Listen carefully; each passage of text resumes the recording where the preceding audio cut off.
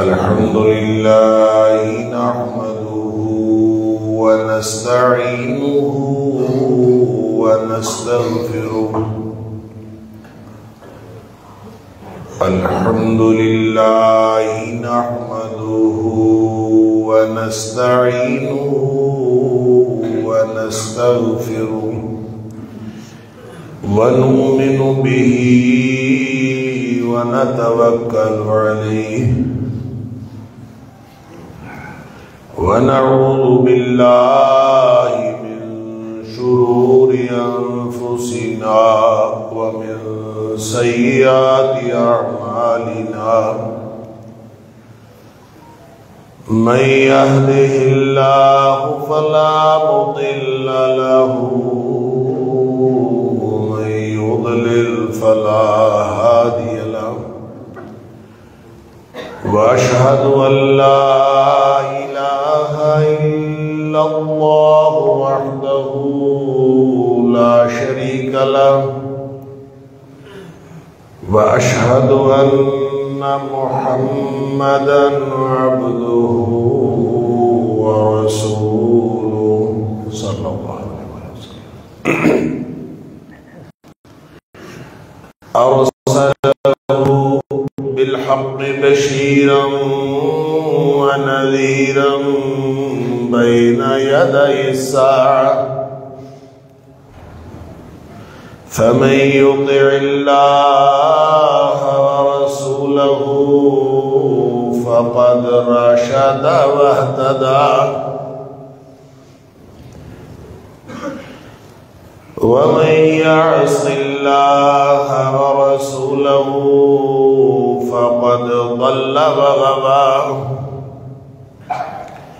فإنه لا يضر إلا نفسه ولا يضر الله شيئا. نسأل الله ربنا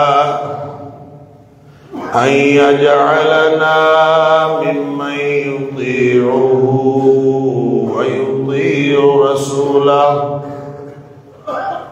ويتبع رضوانه ويجتنب سخطه. فإنما نحن به وله. أما بعد فإن خير الحديث كتاب الله وخير الهدي هدي محمد صلى الله عليه وآله وسلم. وشر الأمور محدثاتها وكل محدثة بدعة وكل بدعة ضلالة وكل ضلالة في النار.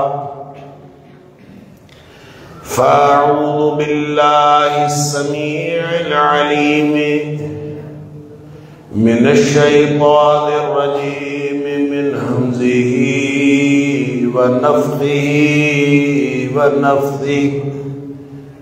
بسم الله الرحمن الرحيم. ما كان محمد أبا أحد من رجالكم ولكن رسول الله وخاتم النبيين. وكان الله بكل شيء عليما.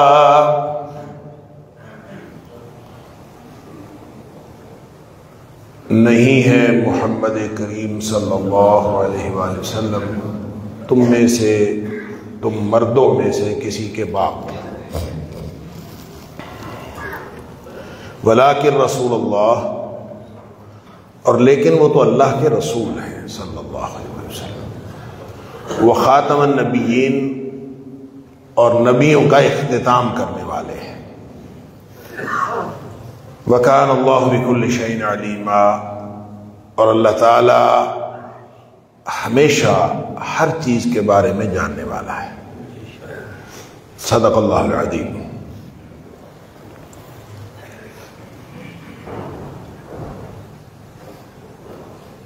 اللہ کریم نے اہل ایمان کے اوپر جو عقیدہ اور ایمان فرض کیا ہے، اس فرض عقیدے کے اندر عقیدہ رسالت بھی شامل ہے، اور عقیدہ رسالت ایمان کا حصہ ہے، جیسے عقیدہ توحید ہے، جیسے عقیدہ آخرت ہے۔ یہ سارے کے سارے اجزائے ایمان، ان میں سے تمام کے تمام اجزاء پر ایمان رکھنا فرض ہے۔ اور اگر کسی شخص کا کوئی ایمان کسی ایک جز کے بارے میں مفقود ہو یا درست نہ ہو کسی ایک جز کے بارے میں، تو اس کے باقی اجزاء پر ایمان بھی قابل اعتبار نہیں رہتا۔ لہذا مومن صرف وہ ہے جو ایمان کے تمام اجزاء کے اوپر ایمان رکھتا ہے، چاہے وہ عقیدہ توحید ہو، چاہے عقیدہ رسالت ہو، چاہے عقیدہ آخرت ہو، چاہے کتابوں پر ایمان ہو، چاہے اللہ کے فرشتوں پر ایمان ہو، جنت دوزخ پر ایمان ہو، اور چاہے اچھی اور بری تقدیر پر ایمان ہو۔ ان ساری چیزوں کے اوپر ایمان رکھنا بیک وقت فرض۔ اور اگر کسی ایک عقیدے میں نقص آ جائے یا خرابی پیدا ہو جائے تو یہ نہیں سمجھا جائے گا کہ اس کا ایک عقیدہ خراب ہے، یہ سمجھا جائے گا کہ اس کے اندر سرے سے ایمان ہے ہی نہیں، اس کے باقی کے جو اجزاء ہیں ان پر ایمان بھی ناقابل اعتبار قرار پائے۔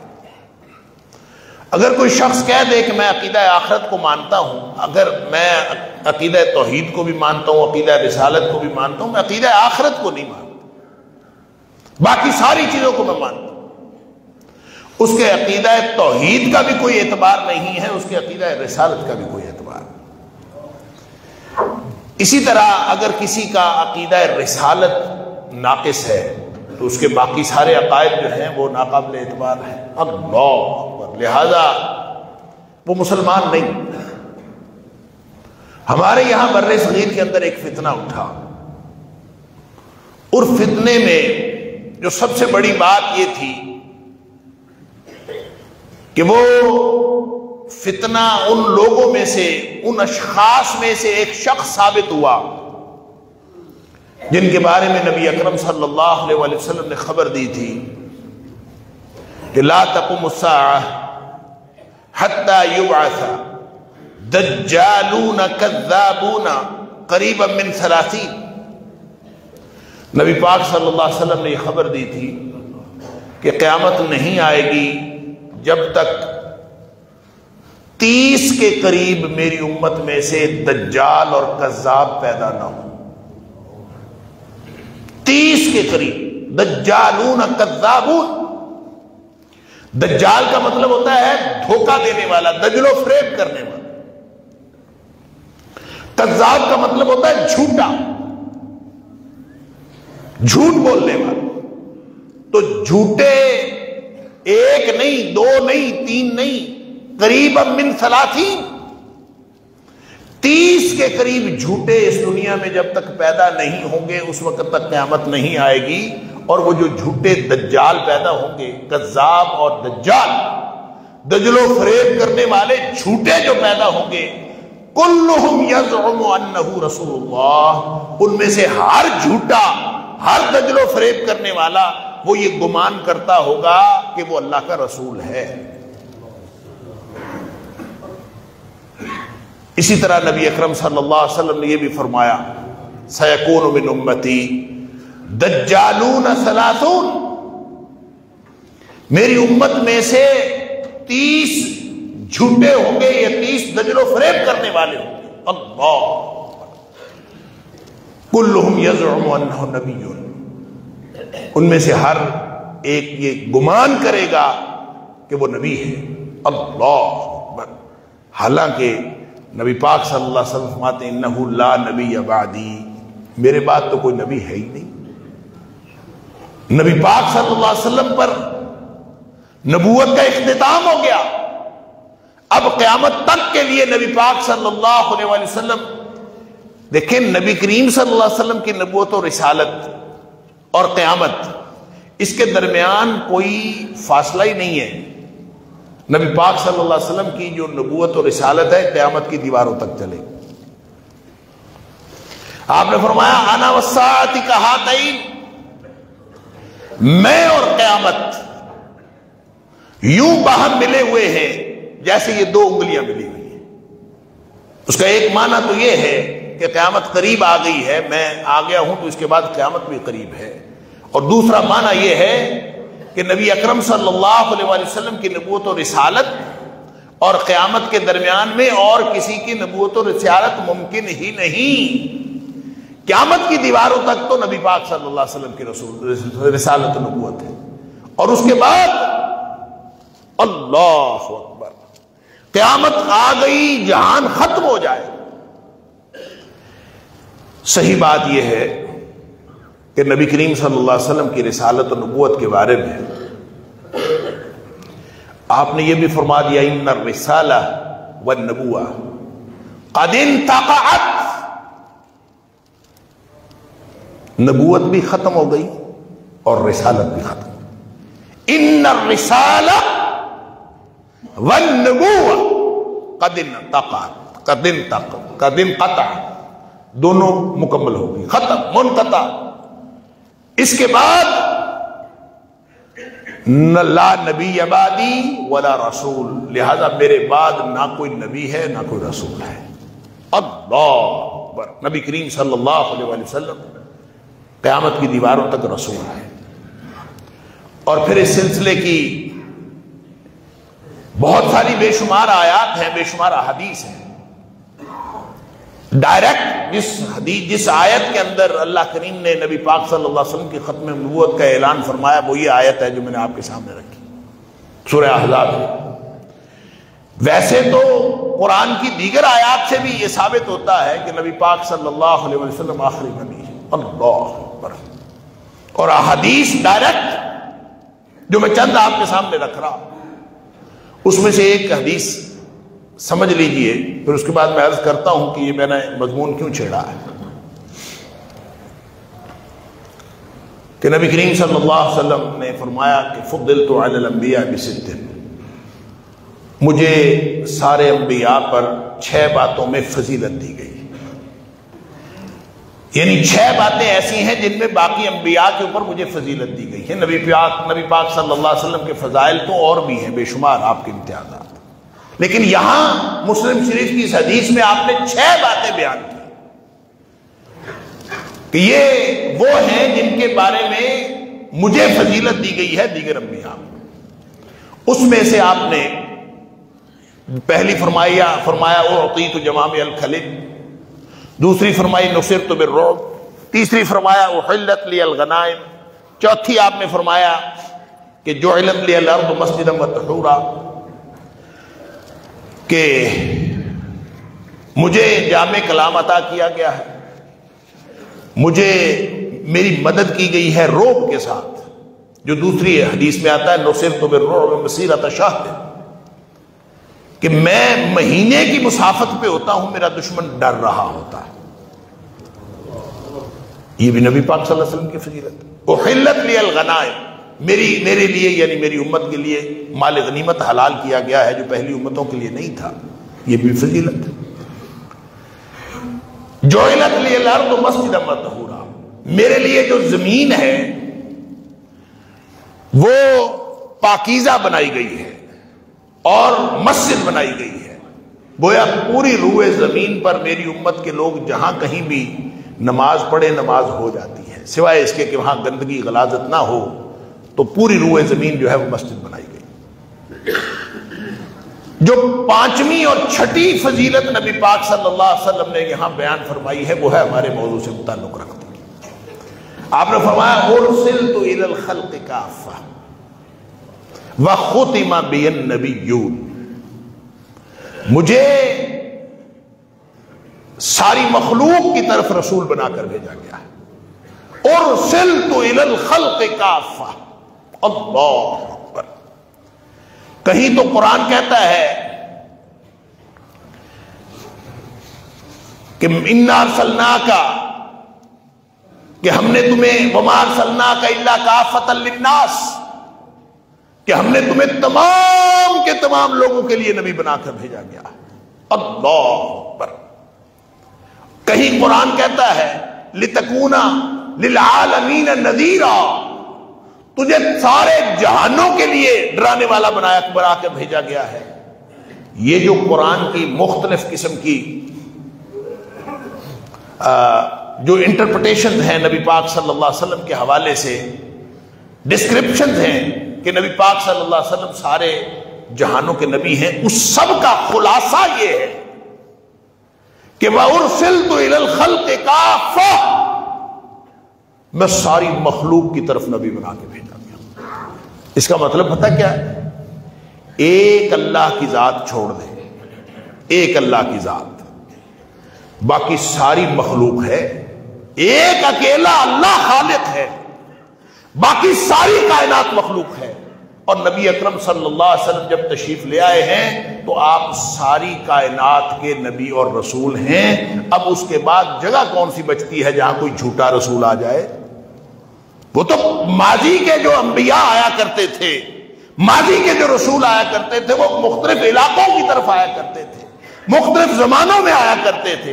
اب نبی پاک صلی اللہ علیہ وسلم کی جو نبوت و رسالت ہے وہ اتنی ہماگیر ہے کہ اب ارسلت الی الخلق کافہ، ایک خالق اللہ کی ذات چھوڑ کر باقی ساری کائنات کے نبی اور رسول نبی اکرم صلی اللہ علیہ وسلم۔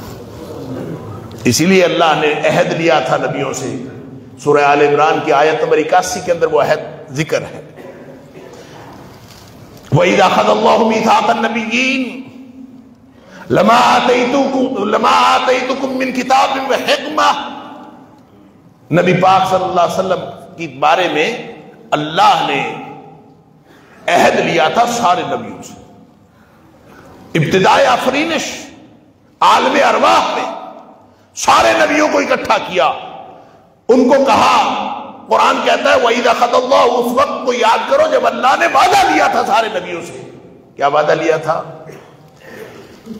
کہ جب میں تمہیں کتاب و حکمت دے دوں، تمہیں نبوت مل جائے اور تم نبی بن جاؤ، ثم جاءکم رسول، پھر اس کے بعد میرا رسول آ جائے، وہ آخری نبی محمد کریم صلی اللہ علیہ وسلم، وہ تشریف لے آئے مصدقا لما معکم، جو تمہارے پاس ہے اس کی تصدیق کرتا ہوا وہ رسول آ جائے۔ تو تم یہ وعدہ کرو، اللہ میرے ساتھ وعدہ کرو، لَتَنْصُرُنَّهُ وَلَتُؤْمِنُنَّ بِهِ وَلَتَنْصُرُنَّهُ، میرے ساتھ وعدہ کرو کہ تم سب بھی اس پر ایمان لاؤ گے اور اس کی مدد کرو۔ آدم علیہ السلام سے لے کر عیسیٰ علیہ السلام تک جتنے بھی نبی اور رسول آئے ہیں، اللہ نے ان سے بھی وعدہ لیا ہے کہ جب نبی اکرم صلی اللہ علیہ وسلم آ جائیں تو تم سب نے بھی ان کے اوپر ایمان رکھنا ہے اور ان کی مدد کرنی ہے، وعدہ کرو میرے ساتھ۔ اللہ پھر پوچھا وعدہ کرتے ہو؟ اقررتم واخذتم ذلکم علی اسری، یہ ذمہ لیتے ہو اللہ اور یہ اقرار کرتے ہو؟ قالوا اقررنا، سب نے اقرار کیا کہ جب نبی پاک صلی اللہ علیہ وسلم آئیں گے ہم سب ان کے اوپر ایمان رکھیں گے، ہم سب ان کی مدد کریں گے۔ سبحان اللہ۔ یہ اس لیے عہد لیا تھا کیونکہ نبی اکرم صلی اللہ علیہ وسلم جو نبی اور رسول ہیں وہ جب تشریف لے آئے تو وہ سارے جہانوں کے رسول ہیں، وہ ساری کائنات کے رسول ہیں، وہ آسمان والوں کے بھی ہیں، وہ زمین والوں کے بھی ہیں، قیامت تک بلکہ قیامت کے بعد بھی جو رسالت چلے گی تو صرف نبی اکرم صلی اللہ علیہ وسلم چلے گی. یہ اللہ نے اعزاز دیا نبی پاک صلی اللہ علیہ وسلم. اب جھوٹے دجال کذاب درمیان میں اٹھتے رہتے ہیں. وہ کوشش کرتے ہیں اپنے آپ کو نبی ثابت کرنے کے لیے. وہ کبھی کوئی دلیل لاتے ہیں, کبھی کوئی دلیل لاتے ہیں. اور ان جھوٹوں کے مقابلے میں اللہ کا قرآن بھی اور نبی اکرم صلی اللہ علیہ وسلم کے فرامین بھی یہ زندہ دلائل ہے قیامت تک کے لیے, جو نبی پاک صلی اللہ علیہ وسلم کی ختم نبوت کی حفاظت کرنے کے لیے کافی.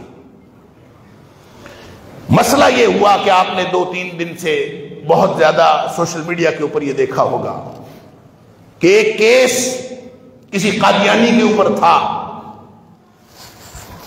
اور اس کیس میں ہماری جو سب سے بڑی عدالت ہے اس نے ان کی ضمانت لے لی اور اس کو ضمانت پر رہا کر دیا. اس پر جو ہے وہ بہت شور مچا کہ وہ ضمانت پر رہا نہیں کرنا چاہیے تھا. یہ بات بھی کسی حد تک شاید قابل برداشت ہوتی, کیونکہ اس کو جو رہا کیا گیا ہے وہ تکنیکی بنیادوں پر, ٹیکنیکل گراؤنڈز کے اوپر اس کو رہا کیا گیا. ٹیکنیکل گراؤنڈز کیا ہیں اس کو زیادہ تو قانون جاننے والے ہی سمجھتے ہیں, ہمارا یہ فیلڈ نہیں ہے, ہم اس کو نہیں سمجھتے, لیکن اس کے بارے میں جتنا پڑھا ہے میں عرض کر دیتا ہوں. ٹیکنیکل گراؤنڈ یہ تھی کہ کیس یہ جو واقعہ ہوا ہے یہ 2019 میں ہوا تھا, جس واقعے میں وہ پکڑا گیا. واقعہ کیا تھا؟ واقعہ یہ تھا کہ وہ ایک ممنوعہ کتاب جس کے اوپر پابندی لگی ہوئی تھی پنجاب کے اندر, وہ کتاب چھاپ بھی رہا تھا اور اس کو تقسیم بھی کر رہا تھا, اور کتاب بھی تھی جس کو وہ تفسیر کا نام دیتے ہیں, تفسیر صدیق.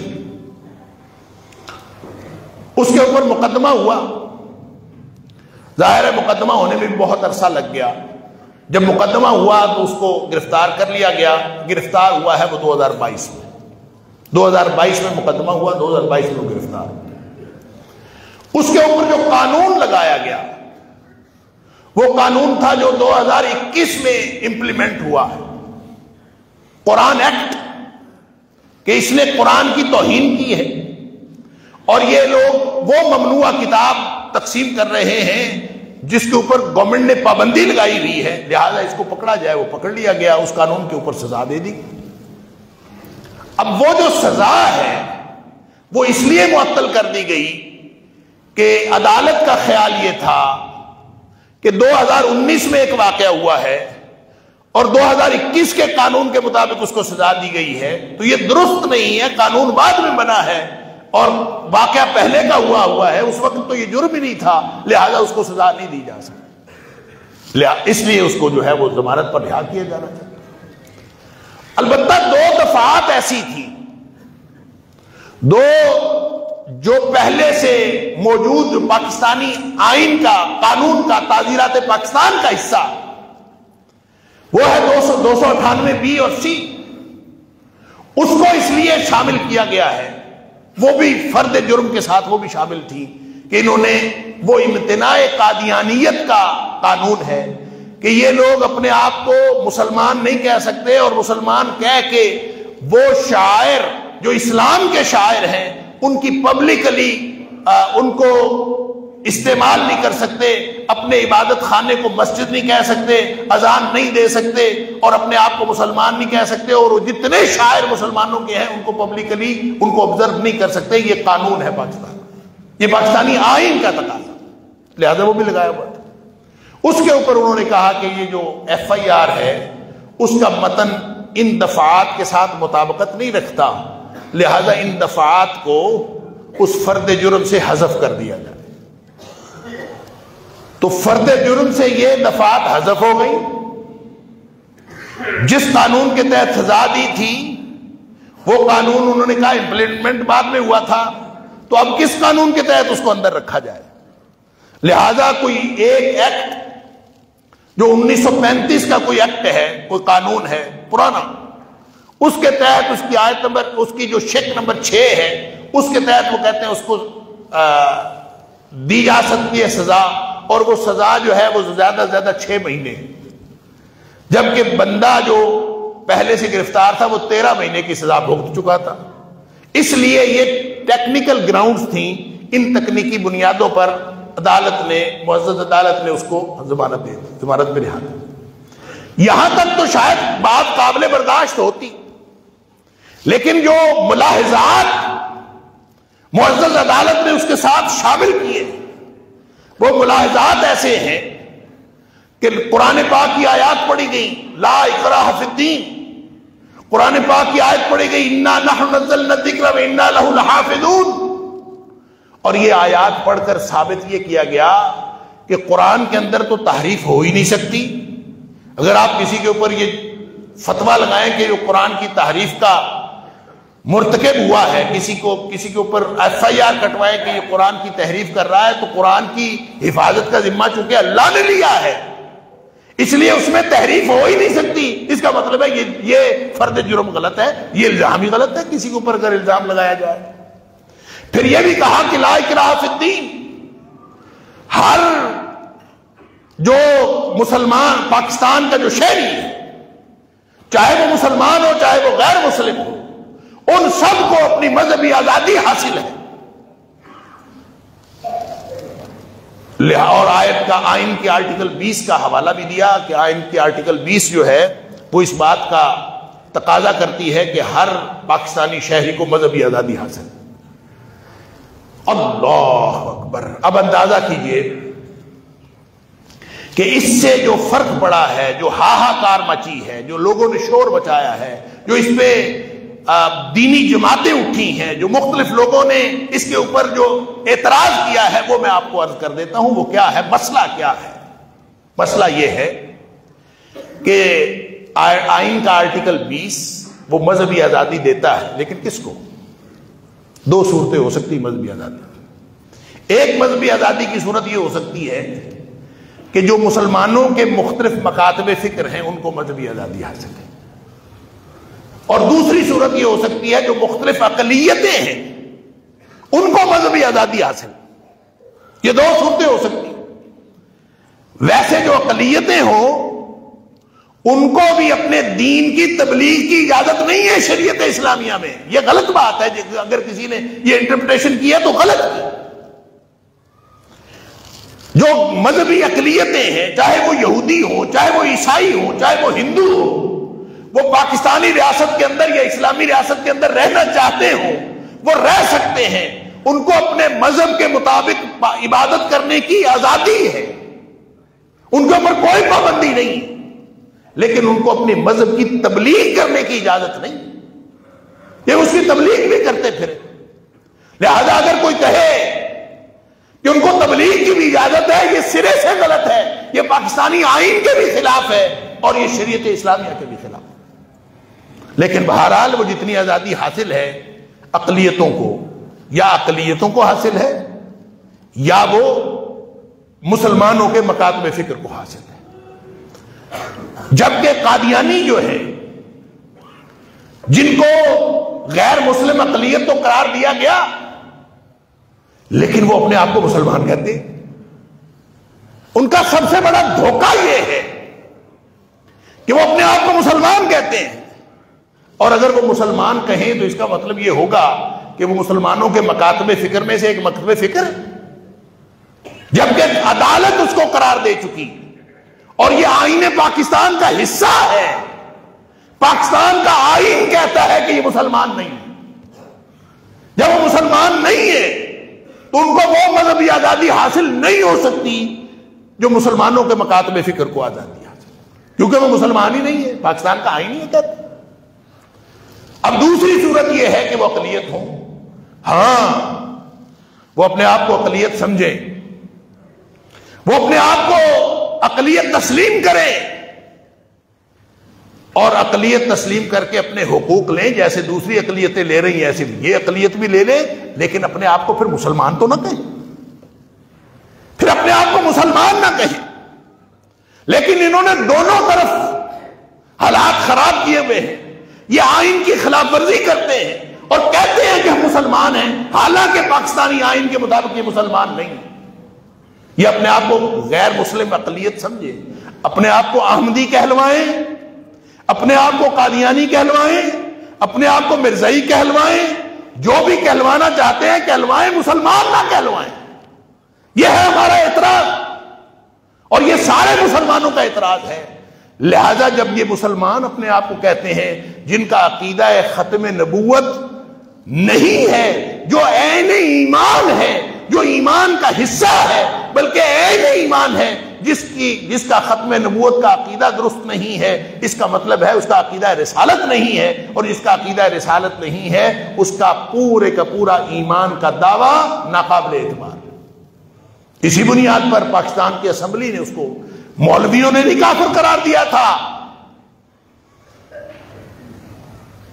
یہ ریکارڈ درست کر لیں. لوگوں کو کسی کو روز کوئی اٹھتا ہے اندر سے کوئی ابال تو وہ کہتا ہے مولویوں نے کافر کرا، اور مولویوں نے نہیں کافر قرار دیا. یہ پاکستان کی قومی اسمبلی نے ان کو کافر قرار دیا تھا، اور قومی اسمبلی کے اندر وہ سارے لوگ موجود تھے. مسلمان جو علماء تھے، علماء سے تو انہوں نے دلائل مانگے تھے، علماء نے اپنے دلائل دیے تھے، اور ان کے کافر قرار دینے کی ایک سب سے بڑی وجہ یہ تھی کہ ان سے جب پوچھا گیا کہ جو تمہارا دین ہے، جو تم جھوٹے نبی کو مانتے ہو، جو تم نے ایک جھوٹ گھڑا ہوا ہے، کوئی مسلمان اگر اس کو نہ تسلیم کرے تم اس کے بارے میں کیا عقیدہ رکھتے ہو؟ یہ اسمبلی میں پوچھا گیا کہ اگر تمہارا جو من گھڑت دین ہے اس کو کوئی مسلمان تسلیم نہ کرے تو تم ان کے بارے میں کیا عقیدہ رکھتے ہو؟ انہوں نے کہا ہم اس کو کافر سمجھتے ہیں. اندازہ کیجئے. اور تمہارے من گھڑت عقیدے کو کوئی نہ مانے تم اس کو کافر سمجھو، اور مسلمان تمہیں مسلمان سمجھے. مسلمان کا ایمان کہاں گیا ہوا ہے؟ لہذا کوئی مسلمان ان کو مسلمان نہیں سمجھتا اور نہ سمجھ سکتا ہے، اس لیے کہ ان کے عقیدہ رسالت کے اندر نقص ہے. اور پھر وہ جو تفسیر صغیر کی بات کرتے ہیں جو تقسیم کی گئی تھی، اس کے اندر قرآن میں تحریف کی گئی. اور قرآن میں تحریف پتہ کیا ہے؟ جہاں جہاں حضرت مسیح علیہ السلام کا ذکر ہے انہوں نے مسیح کی جگہ اپنے اس جھوٹے نبی کو ڈالا ہوا ہے. لہذا جب اس طرح کی باتیں جب قرآن میں من مانی تشریح کریں گے تو وہ قرآن میں تحریف کے مطابق ہے، کے مترادف ہے. اس لیے یہ پوری پاکستان کے اندر جو تمام مسلمان ہیں انہوں نے اس کے بارے میں کنسرن شو کیا ہے. سب کے دل کو تکلیف ہوئی ہے. یہ ہمارے ایمان کا معاملہ ہے. لہذا ہم سب معزز عدالت سے بھی مطالبہ کرتے ہیں کہ وہ اپنے اس کیس کے اوپر ریویو کریں، یا کم از کم جو ملاحظات اس کے اندر ڈالے ہیں قرآن حکیم کی آیات ڈال کر ان ملاحظات کو کم از کم اس میں سے حذف کر دیا جائے تاکہ مسلمانوں کو یہ تکلیف نہ ہو جو تکلیف آپ کے ملاحظات نے پہنچائی. رہ گیا فیصلہ، فیصلے کے اوپر بھی نظر ثانی کرنی چاہیے. اس کے لیے ایک ریویو پٹیشن، وہ سنا ہے پنجاب گورنمنٹ نے ریویو پٹیشن دائر کرنے کا ارادہ کیا ہے، تو بہرحال اس کے لیے قانونی طریقہ کار ہے، اور قانونی طور پر اگر ریویو پٹیشن دائر کی جائے گی تو ہم امید کرتے ہیں کہ معزز عدالت اپنے فیصلے پہ نظر ثانی بھی کرے گی، اس کو ریویو کر کے، اور اس کو جو پہلے جو ورڈکٹ دیا ہے اس سے ودرا کرے گی. ہم یہ امید رکھتے ہیں. لیکن بہرحال یہ ہمارے ایمان کا حصہ ہے اور ہر مسلمان کے ایمان کا حصہ ہے. اور اس کی وجہ یہ ہے کہ نبی اکرم صلی اللہ علیہ وسلم جب تشریف لے آئے تو جو محل ہے نا نبوت کا اور رسالت کا، اس کے اندر کوئی اور گنجائش باقی بچی ہی نہیں. آخری حدیث سن لیجئے، اس کے بعد میں مکمل کرتا ہوں کہ نبی اکرم صلی اللہ علیہ وسلم نے فرمایا مثلی و مثل الانبیاء، میری اور دیگر نبیوں کی مثال ایسے ہے، سبحان اللہ، کمثل رجل بنا دارا، میری اور دیگر نبیوں کی مثال ایسے ہے جیسے کسی آدمی نے ایک گھر بنایا، بنا دارن، ایک گھر بنایا، اور اس گھر کو ایسا فاطمہ لہا واتمہا، اس گھر کو اتنا خوبصورت بنایا، اس کو مکمل بنایا، ہر اعتبار سے ایک شاندار محل تھا، الا موضع لبنۃ، البتہ اس پورے محل میں ایک اینٹ کی جگہ خالی چھوڑ دی گئی. اللہ اکبر. فجعل الناس يدخلونها ويعجبون منها، لوگ آتے تھے، آ کے دیکھتے تھے کتنا شاندار محل ہے، کتنا خوبصورت محل ہے، الا، اور پھر فیقولون لولا موضع لبنا، یہ ایک اینٹ کی جگہ کیوں چھوڑی گئی ہے؟ یعنی بہترین خوبصورت اور اعلیٰ ترین محل بنا ہوا ہو اور اس میں ایک اینٹ کی جگہ خالی چھوڑی ہوئی ہو، تو ہر بندہ پوچھتا تو ہے نا کہ یہ کیا چکر ہے، وہ اینٹ کی جگہ کیوں خالی چھوڑی ہے؟ سارے لوگ پوچھتے تھے. یہ مثال دی نبی پاک صلی اللہ علیہ وسلم. پھر نبی پاک صلی اللہ علیہ وسلم وقال رسول اللہ صلی اللہ علیہ وسلم، پھر نبی کریم صلی اللہ علیہ وسلم نے یہ بات فرمائی، وَأَنَا مَوْضِعَ اللَّبِنَا، وہ جو اینٹ تھی نا اس نبوت کے محل میں، جو خالی اینٹ کی جگہ تھی، فرمایا وہ میں ہوں، وہ آخری اینٹ میں ہوں. جئتُ فَخَتَمْتُ الْأَنْبِيَاءَ، اب میں آ گیا ہوں، اب اس کے بعد نبوت کا سلسلہ مکمل ہو گیا اور بند ہو گیا، اس کے بعد نبوت کے محل میں کوئی گنجائش باقی نہیں رہی، میں آ گیا ہوں اور نبوت کا محل مکمل ہو گیا ہے اور بات ختم ہو گئی ہے. فجئت فختمت الانبیاء، میں آ گیا ہوں اور نبیوں کا سلسلہ میں نے ختم کر دیا. اللہ تعالیٰ مجھے اور آپ کو، ہم سب کو کامل ایمان اور کامل عمل کی توفیق نصیب فرمائے. وآخر دعوانا الحمد